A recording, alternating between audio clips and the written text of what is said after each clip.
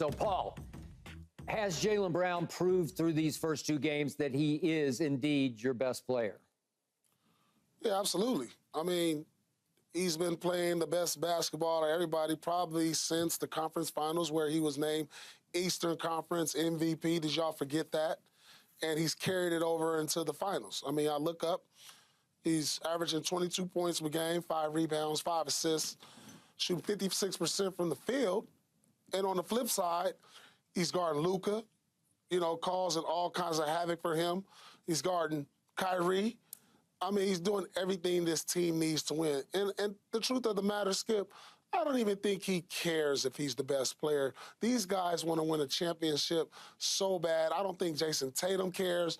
That says a lot about this team. As decorated as Jayson Tatum has been over the last few years, first team All-NBA, All-Star game, 50-plus points, MVP.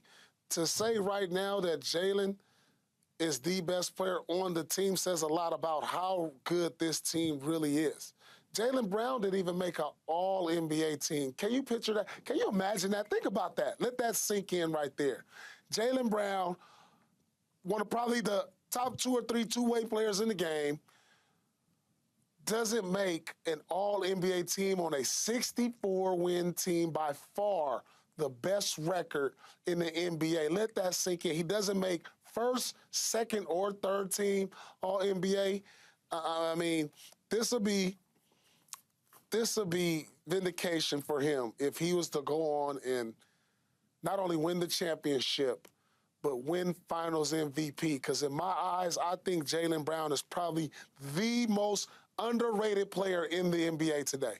I just can't think of somebody who doesn't get the type of credit he deserves.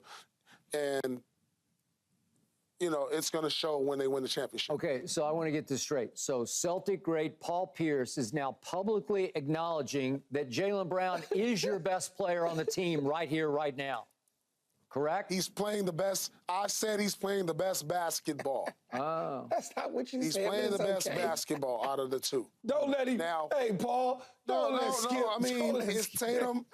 I think, when you look at the two, they both give you similar things. I think Jayson is a little more gifted offensively. It depends on what you like, because I talk to people all the time. Is the argument who's better, Tatum or Brown? It depends on what type of sauces and flavors you like. You know what I'm saying? Like, I like Cajun. You might like just bland, Skip. You know what I'm saying? I do like bland. That's a good one. I do. I don't know. But you might think that's better. But the accolades don't say it.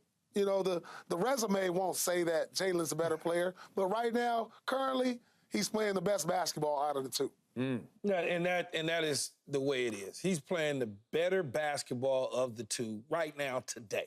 Doesn't mean game 3 and 4 that's going to be the case. Because before in the Indy series in game 1, go back to that and think about the Pacers series, Skip. Jayson Tatum was and then Jaylen Brown, boom, sent it to overtime, and then Tatum took over overtime. So it's easy for Jason Kidd to try to split a wedge in between the two right before. That was good. He did smart. try. He tried. It was smart. Yep, it was. He almost got Drew Holiday caught up. It was slick, yeah. But Drew Holiday is simply saying he's the best player, just like Paul and myself right now. Yeah. There's nothing wrong with that. I've had games in my career where the other dude was playing better. But overall, you go ask the damn coaches who they want and who would they rather have. Just because somebody's so you think that's the case with this? Do you think the coaches will say, it's Jayson Tatum by far?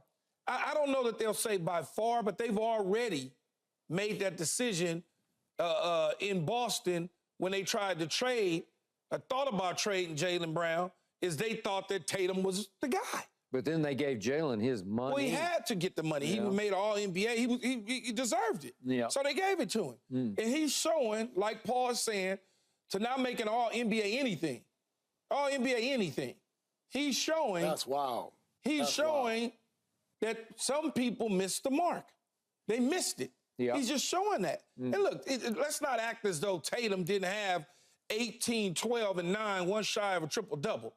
But because the bar was set so high for him by whomever that 18 don't look good. He didn't shoot it well, okay? But but he contributed in so many different ways. It doesn't always come with the final box score of the points. I know, but he's not a role player, right? He's the and that's not a role. You not nine boards and 12 assists is a role player? No, but he's doing those are role player things that you could get from a lot of different players on any given night. So you can get 12 and 9 from a lot of different players on any given night. You can. Oh, okay. Absolutely. But then them players that you're talking about, Skip, they should be getting the $300 million that he about to get. No. If that's the case. How many times do you look up and Jayson Tatum shot 6 for 22 and 1 for 7 from 3? It just seems to happen a lot. Not a lot. Yeah. Not a lot. Not a lot, Skip. Yeah. That's a flat out if fabrication, that's the case, man. they wouldn't win 64 games. It's not. It's such a against fabrication. Golden State in the 6 games. Go look what he shot. You're talking about It was the last time they were in the finals. Don't call it a fabrication. You're talking about a kid that just got to the finals for his first opportunity in time, that didn't understand the moment, Skip. And now, but it kept happening. He kept shooting 6 for 22. How did it keep happening? He shot 35% from the floor in that series. He led the whole series in turnovers. He did not have a great series. That's why they lost. Okay. This is not the same team. He's not the same individual from 2 years ago or 3 years ago, Skip. In the biggest games, in game 1 against Indiana at home, he was miserable for the first 4 quarters of that game until Jaylen Brown saved him. And then to your point, Indy just was shot in the heart, and he took over in the overtime. Oh, so they got shot in the heart, so he took over. He needed them to completely crumble for him to go nuts. But who made the shot? Well, it was Jaylen Brown. And what have I said for 3 years on the show? Not 3 months, 3 years. I like Jaylen Brown I've too, said, hey, Skip. every time I'm rooting against Boston, he scares me to death. But they Jayson go Tatum hand in hand, Skip. They're there because of both of them, not because of one of them. Okay, but who's the better player? I think we all acknowledge that it's Jaylen Brown. He has arrived as the better player. Right now, today, I think he's playing better. Check this out. Yeah, he's playing better. But listen, if you're starting a franchise, and I'm looking at like all the measurables, height, skill set. Jayson Tatum stands 6'10". He does. I mean, shooting ability. I mean, he's a two-way player. He can play 3 or 4 positions. He's guarding the 4-man, the 5-man right now. He is.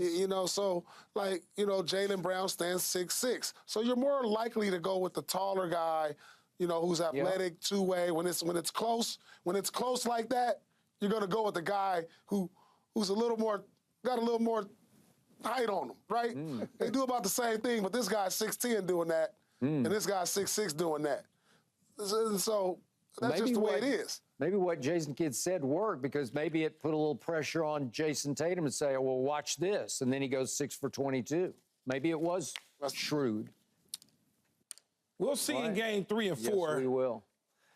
Thanks for watching, Undisputed fans. Do you want more highlights from the show? Make sure to click that subscribe button for all the exclusive content from Undisputed.